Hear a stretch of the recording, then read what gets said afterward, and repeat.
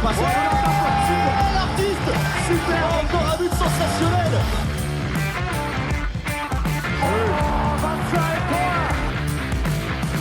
That's a brilliant bit of follow-up play by Mahe.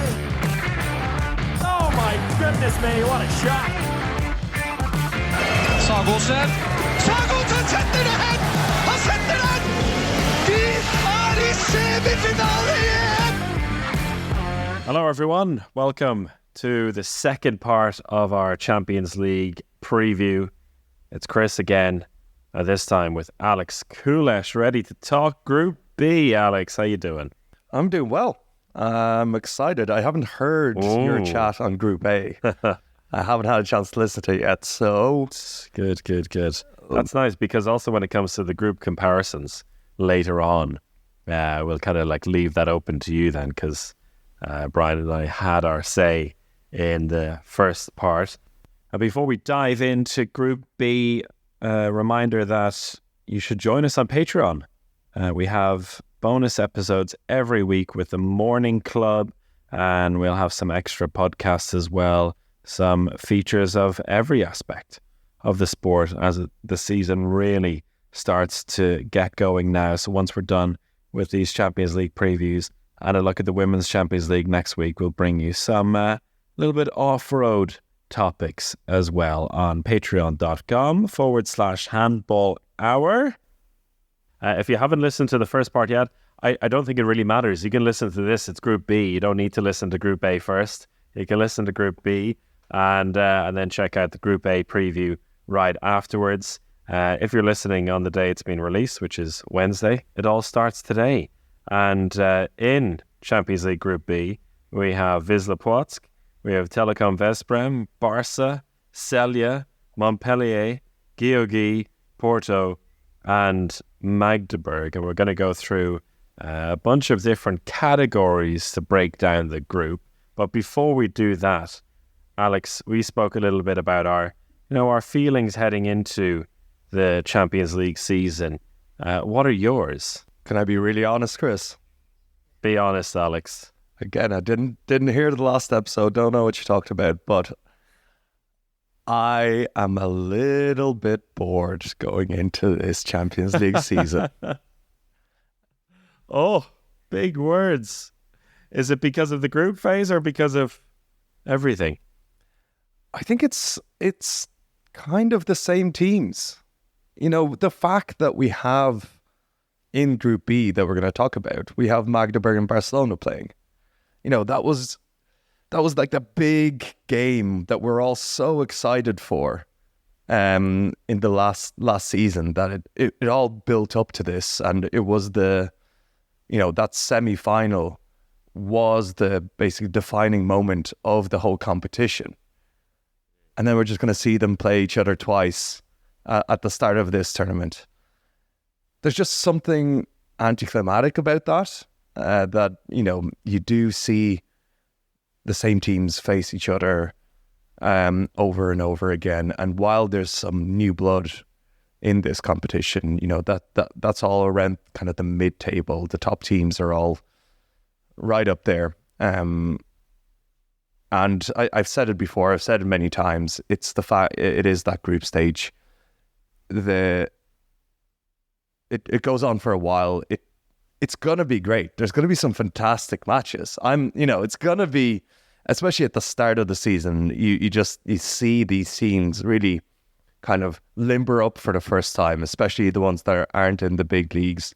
The one like Kielce and Veszprém, you really get a gauge of them. That's exciting. Then it kind of lulls, and then what you want is a really good hardcore knockout stage. Lots of games, but then we usually get 4 last 16 games, 4 quarterfinals, and then a final 4, and then all of that is just, there should be more. Yeah. But despite that, I'm excited. Well, we did mention in a much briefer way about the group phase being a little bit redundant, but I mean, one of the key things for me is that the level of, let's say, the 6-7 teams that you think could get to the final 4 and compete to win the title seems closer than ever before. and we'll go into it, particularly with some big contenders here in Group B. And of the categories we have, we're going to go straight into the top one. Who's going to be the group winner, Alex? Barcelona. Oh, I'm sticking okay. to it. I disagree with you here, so that's good. I thought you might. I thought you might get fooled by the fact that Barcelona dropped a point in the Spanish league for the first time in 2 seasons. You might look at that and go, "Oh, they're not the same," but it's still Barcelona. That's true. That's true. But not for the same reason. It's not because of that I don't think they will, but it's more of a tactical one. But go on. Why are Barca going to win? They just run through teams. They just run through teams continuously. And the big question, of course, that for Barcelona... That's another category.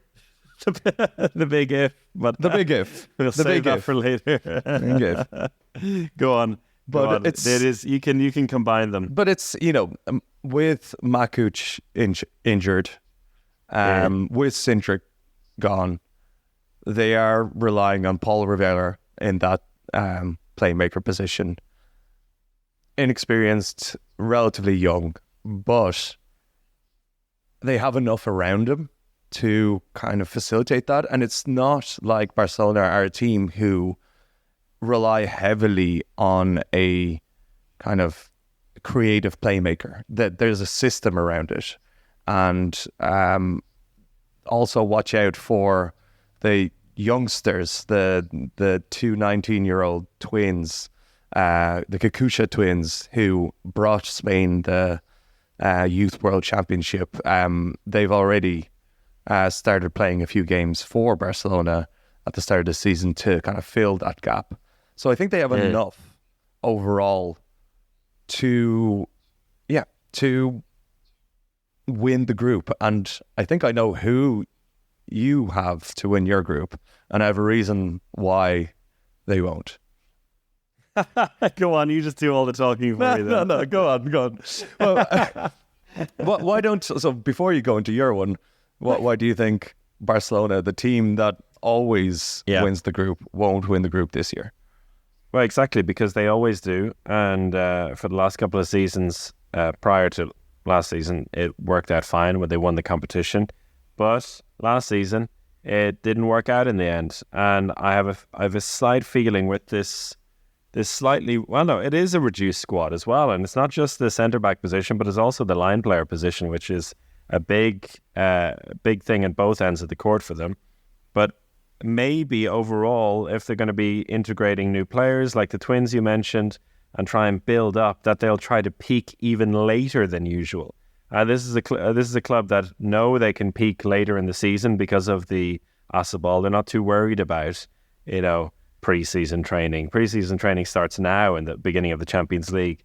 But I think because the little bit of reduced quality and the fact that they're going to try and reshape their season to be at their very best for the end, that will cause them to lose a couple of points where they where they never lose points in previous seasons, particularly with the likes of facing Magdeburg already at home in round 2. So things like that I think could see them drop a couple of more points and open up the door to Vesprem to win the group with the undoubtedly the best backcourt in the Champions League. Now, tell me why that's not happening. Momir Ilic. Okay. This is, I think, this is the last test for Momir Ilic. And the last test or the last chance? The last chance, I think. Sorry. Because he has done a good job kind of turning around Vesprem. I think he's brought a unity to Vesprem as a team. There's a good feeling around Momir Ilic and Vesprem. But despite all of that, they're not winning anything. And at crunch times, they are not tactically strong enough to really, really win at the highest level. And that's been the fault, I think, the fault of Momir Ilic. tactically, he's not good enough. And now they have fully turned around the squad. They have a full squad. And I think because of that, there's no more excuses. Ilic has gotten a lot of goodwill in his first couple of years with West Ham because they were turning around a club that was very inconsistent, that was very, maybe not inconsistent, more like anything could happen. It was a bit fiery, it was a bit all over the place. And yeah, Ilic kind of steadied the ship.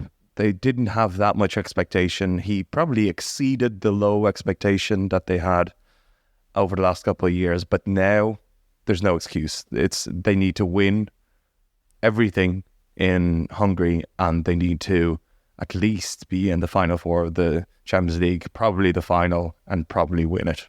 That's all well and good, but that doesn't stop them. That crunch time doesn't stop them winning the group phase. They can easily win the group phase, and it's kind of the same in Group A. I said who I thought would win the group phase is not necessarily the team most likely to win the competition from the group. We haven't mentioned the reigning champions yet, because I feel like Magdeburg, no matter what will happen, will finish second in the group. They have too much on their plate, I think, with dealing with trying to win both titles. And but I think Bundesliga will take in this first half of the season will take a bit of priority. But I feel like they'll sneak into second no matter what. And it'll be either Veszprém or Barca who finish first and third. Magdeburg are going to finish fourth and then win the whole thing again. We'll say that's really throwing the cat among the pigeons. We're going to find out who your third place is at the end. But who's going to be the lock for bottom position in Group B? There's only one team, right? Celje. Well, my question there I'd written down is Stefan Dodic enough to save Celje? Probably not. No. Stefan Dodic and Mitja Jans as well. Two very, very talented 20-year-olds are not enough to win a game in this group. Even away against Porto? Even away against Porto. They surprised last year.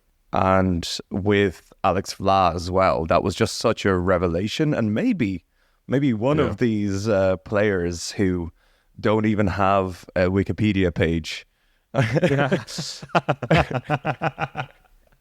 Maybe one of these players will become the new Alex Vla. But it will get a Wikipedia page. Will get a big Wikipedia page and a nice lucrative move to a big Scandinavian club. But I don't see it. And while Dodic and Jans are both very talented, they're 20 years old. And Celje are going to run. They're going to run. They're going to surprise some teams. But at the end of the day, they're not good enough. And they already lost their first round in the Slovenian league. Trebia. I've never said that. Never said that name out loud. Trebia. They're a decent team as well. They're a decent team. European experience, but they're no Montpellier. Yeah. I mean, the other contender for that is Porto again. I feel like it's going to be a tough season for them. Carlos Rezende has come in, who's an absolute legend in Portuguese handball. Most goals scored for the national team in his time. Hasn't coached a team for a couple of years though. And that whole thing with Magnus Andersson seemed to end quite sourly as well. I think they did him a little bit dirty at the end of his reign. So, still probably not enough for a solid 7th place. I'm surprised Porto have... they're still around and are still winning the Portuguese league. Yeah, I'm ready for some new blood at the top of Portuguese handball to enter the Champions League, because they have the same faces we've seen for such a long time in that Porto team, while losing kind of the more exciting players. Really, it's just Rui Silva there keeping it going, and it's a nice team. Let's see what Maresca can do. maybe just that unity, that Iberian unity. They've gotten rid of the Scandinavians, brought in a few Spanish boys. Yeah. The tomato Europe and potato Europe combined didn't quite work. So they're going for a more classic model, and they are still beating Sporting and Benfica in the Portuguese league to the title. It's been very close, but they are still doing it. So it is still a really good team, and I think maybe if they get a bit more momentum, they get a bit more unity, they can do a bit more than just finishing seventh. The surprise one. This one I liked having a think about. You can look at this in a couple of different ways. A team that could surprise in a positive way and make a run. A team that could be an absolute disaster. Or a team that it seems like whatever they do this season, it'll feel like a bit of a surprise. And that for me is Montpellier. Just having Brian Monte and Hesham at left back, and all the centre backs they have with Villamino and Simone and Scuba, it's going to be a wild ride for this team. I don't know if they are much better than a couple of seasons ago, but just having a look at this team, I'm quite excited to have them back in the Champions League. It's like the second French team is always a breath of fresh air because it changes every year.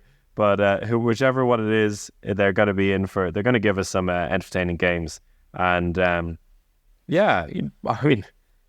Montpellier, a team that only 4 years ago won this competition. You do forget that. That. You took the words out of my mouth. I had Montpellier as well, and they have such a young, exciting team. You mentioned some young players there, but they're also they're like a Balzinger in goals. They have Arthur Len on the line, and we're talking about young players here, but they're all like 23 to 25.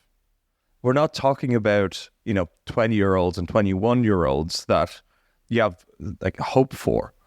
Most of the team that is playing for Montpellier is around that 24-year-old bracket.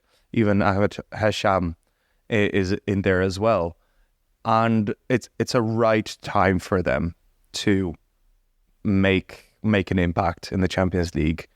They were really good last year in the French league. They probably should have done better than what they did in the European League. There's something about them last year where it showed in their games against PSG, where they might absolutely dominate them one game and then get absolutely destroyed the next. There is a bit more of a variance with them last year. I think this year they just have a really nice team. I like those players, and I look forward to some of these players becoming household names. Yeah, and also Carl Conan, we had in the podcast a couple of years ago, getting his first experience in the Champions League as a defender. Whatever happens, I don't know exactly what's going to happen to them, but it's going to be fun. That's for sure. How about your best signing among the clubs in this group? I feel we might have the same one here, but it's just got to be Ludovic Fabregas. Yeah, it is. There was only one name down on this list. Yeah, by far and away. He's just an absolute beast, both in attack and in defense. And I think a huge reason why Barcelona have been at the top. It would be really interesting to see if Barcelona. Despite me saying that he's a huge reason that Barcelona at the top, him leaving hasn't deterred me from Barcelona being the best team. But I think it will take him a little bit longer to integrate into the Vesprem team. They play a very different style. They play a very different defense. So it will be interesting to see how big of a role he can play on both sides of the court for Vesprem. Right at the start, he will get into it. He will become a big feature, but Vesprem haven't had a proper two-way line player in a long time. They have their defensive specialists, and they have Andreas Nielsen, and Pek Malbec has been very good for them, but Let's see how they're used, whether they'll have, with such a wide range of line players for Veszprem. Will it be Pek Malbec, who's like a defensive specialist? Will they be sharing time? How will it all fit in? Is still a question for me. But pure talent, experience, excellent handball playing ability has to be Fabregas. I mean, you could almost put him in at centre back. The way they're approaching things, they have such depth in that position, and it seems to be the way they like to sign players as well, because it's also Veszprem, for me, who are responsible for the weirdest signing, and that is the centre back, who's also huge, Agustin Casado. Have they not learned their lesson in getting really big shooting playmakers? Yeah, it just feels like a bit of a weird one. That's why it's the weird signing. It's not. I think you're gonna like my choice for the other group. I'm not going to give that one away. I have to listen to it. But that one is a bit of like, there was comedy and harshness in it. For this one, it just feels like an odd signing. He had his one season in Melsungen. It was a signing, I think, probably based on his great world, but European Championship. He did get it was a long-term contract. That move has kind of screwed Veszprem, because in that one swoop they got in Casado, who proved to be not the absolute star that he looked like in that World Championship, and they brought in Deska, who got a pretty bad injury right before moving. So these are like long-term signings that essentially I think that they wouldn't make again if they had the choice this year. I mean, just look at all the other options they have there now. So Ligadvari is probably the weakest of that backcourt. The only Hungarian. He is the only Hungarian left in the squad. We've learned that he can also, we always knew he could shoot, but he's also used as a defender. But, Kosorotov's come in, amazing signing. He'll be the out-and-out left back. And then you have Kanto Mahe and Yahia Eldara, who can also play in the centre. And Nedim Remeli, who can also play in the centre as a right back, because they also have Yahia Omar and Lucas Sandel. So, yeah, it feels a little bit superfluous there. And if they were going to get another player in at centre back, you feel it would have had to be someone with a bit of pace, someone who can offer something different to that team. I don't see Casado playing much this season.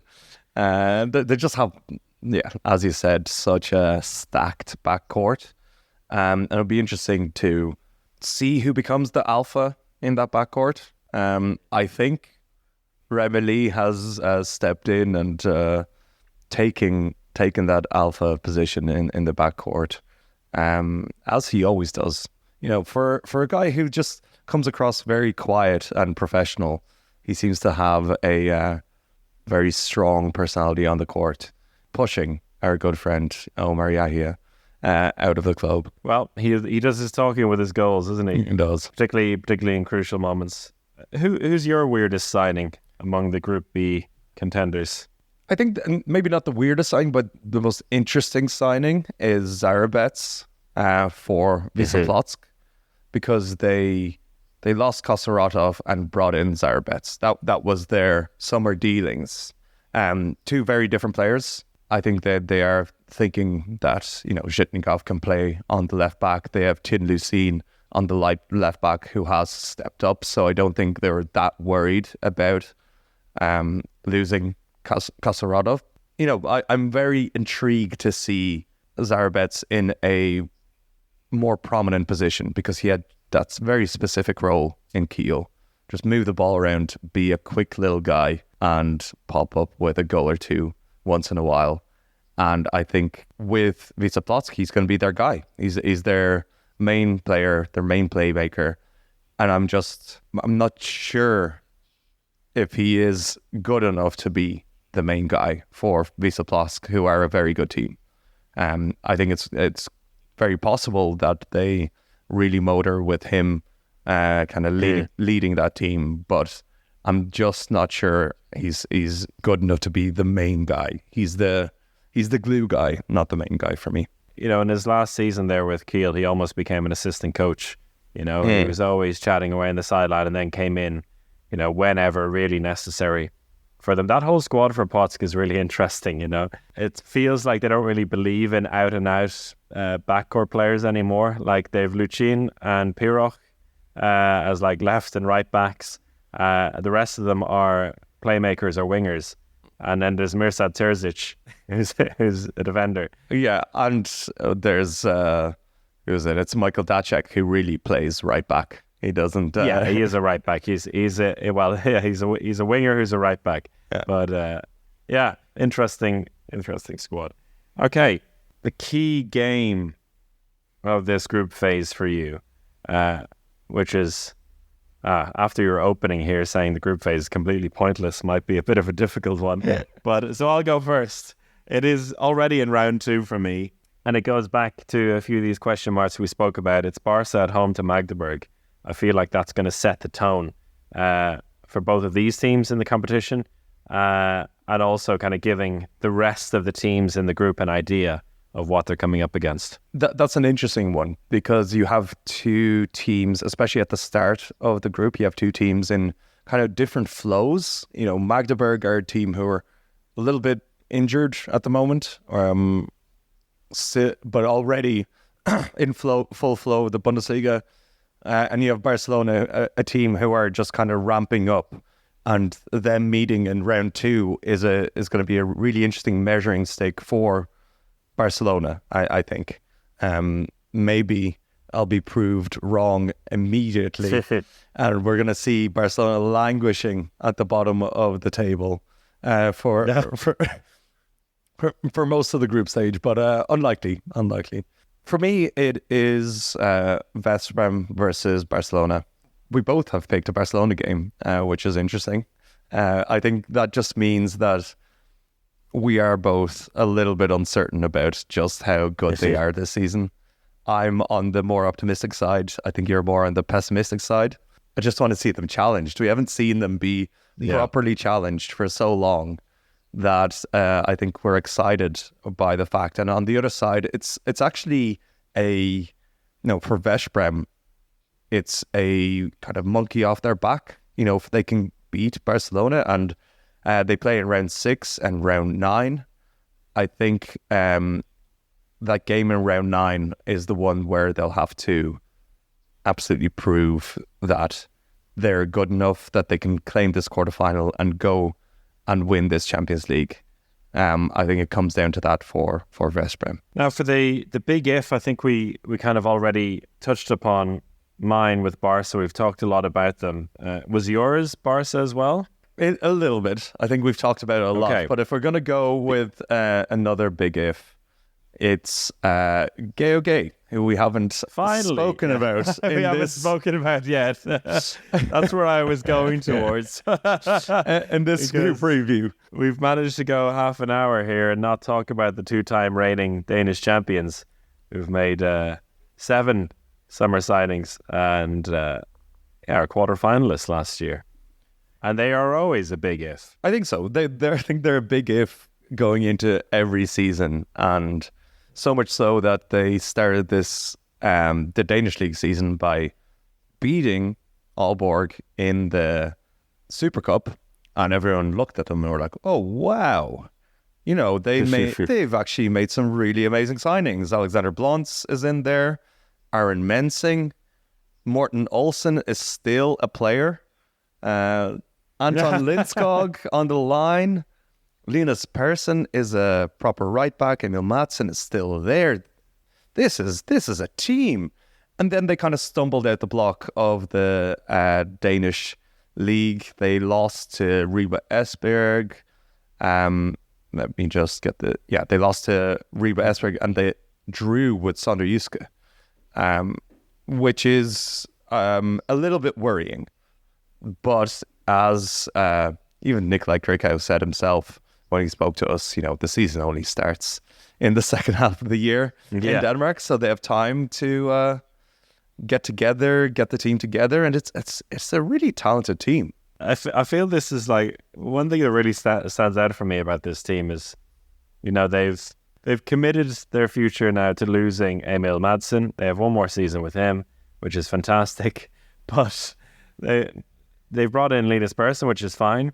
But they also have the starting right back from the Danish under-21 team and the Danish under-19 team, both of them who played deep in the World Championship this year, who are just completely different players as well. The under-21 Helte Lykke is this tiny, speedy guy, like even smaller than Giesel, almost like a right-back version of Luke Steins. And then the under-19 right-back, Lasse Wilhelmsen, is like 193, a big guy. So they just brought so many, two more left-backs in from their youth team, as well as Aaron Mensing to fill in for Pitlick. Alexander Blons, I think, is a great signing for them as well. I hope that will, they managed to revive the career of another left wing, Jerry Tolbring, who's now gone on to Berlin, and they could do the same thing for Blons. Yeah, I think just overall they just keep on trucking, and I think it'll be another season with no real expectations going into it, but they'll make a mark for sure. Yeah, and I do wonder what how big of an impact losing Nikolai Krikow is going to be for them, because he's been such a steady leader for them.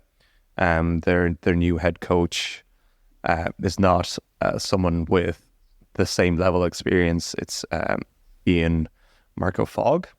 So I'm not too familiar. There's one thing about a coach coming into GOG and trying to win the league, but then there's another thing of a coach coming in with little less experience and then trying to make an impact at the Champions League level. So that is something that might hamper them in the long run in this group. But yeah, they're an exciting team as always, and I think this whole group is really exciting, isn't it? It is exciting. Just one thing on Ian Marco Fogg here. Let's not just say he's some nobody because you couldn't find a Wikipedia page for him. Right? Danish Coach of the Year in 2018. And he has coached teams in the Danish league. He's also coached in Sweden. Took a little bit of a step back from coaching for a bit because he was the technical director of Ringsted before taking this on. So I'm sure he'll be fine. He knows what to do. But yes, it is an exciting group. And the question here before we go and give the predictions, is it a more exciting group than Group A in your opinion? I think it's a more exciting group, but I think Group A is overall stronger. Ooh, interesting. I think I just really like the look of all the teams in this group. We have all the kind of surprise packages from last year, being GOG, Magdeburg and Wisła Płock.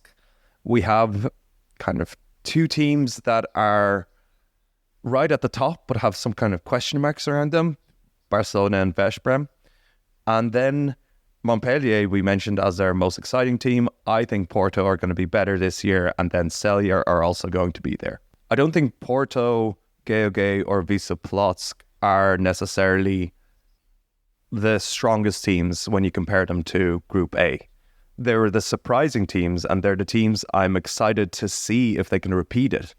But I don't actually think that, they are better than the kind of, the 3 to 5 in Group A. I'd look at both groups in kind of 3, 3, and 2, right? Because it's almost certain that we're the top 3. Well, the bottom 2 are set in stone, and then there's like a mid-table. For me, maybe the top 3 in the Group A, so PSG, Kielce, Kiel, are not teams you want to face compared to Veszprem, Barca, Magdeburg. But Montpellier, GOG and Płock, I feel, are stronger than Aalborg, Kolstad and Szeged. And Porto and Celje are better than Zagreb and Bellester, who are a bit of a joke. I think Bellester are about the same as Celje. If anything, they're probably a little. At least they're men. That they're. It's not a bunch of boys, Slovenian boys running around. But I think you're being you're weighted too much by last year's Champions League and looking at when you're talking about Pick Szeged and Aalborg, these are teams that are like in a different they're more of a kind of top 3 team category. The in your first bracket, those 2 teams are more of a first bracket team. Aalborg have Landin, they have Mikkel Hansen, they have an unbelievable team, and they're going to be really good this year. Pick Szeged as well, a team that has traditionally been, right at the top. I won't go into Pick Szeged now. I'm sure you discussed them quite a bit in the in the last group. Well, in the last group it's overview. funny because Szeged kind of had the Geogi role for us there, because we saw them as kind of a team that are maybe they're like just letting this season happen before the whole new wave of coaches and players come in for next season. But we'll see how the first few rounds go. We can talk about Szeged more in a further podcast. What's your ranking here from bottom to top? Celje at the bottom. And then it is Wisla Plock, second from bottom. Okay. Because you do remember that Wisla Plock scraped by Zagreb. They obviously scraped through, and they did an amazing job. They got to the quarterfinal, but they scraped through against Zagreb last year. And I have such high hopes for Portuguese handball that I'll always believe in those teams. So I think Porto will go through there. Then in 5th place, GOG are going to land. 4th place, Magdeburg. 3rd place, Montpellier. 2nd place, Veszprém. And in 1st place, it's going to be Barcelona. Fun. That's what I'm saying. And that's why I said that this group is more exciting. Because you can see, I've gone really out there with that type of prediction, but you can see it happening, right? No. You can see all of that happening. Yes, absolutely. And in the Group A one, we had a couple of disagreements as well. Most in the top and in a kind of pointless position, 5th and 6th. I have Celje 8th, Porto 7th, Płock 6th, GOG, I agree with you, in 5th, Montpellier 4th, Magdeburg 3rd, Barca 2nd, and Veszprém 1st. We mentioned how important it is, particularly between 3rd and 6th, the finishing positions this time, because of how uncertain it's going to be. And you're going to have a big team finishing in 3rd and 4th in both groups. So you really, the shake-up for those positions are going to get us really excited about the playoff round, which is then going to disappoint again.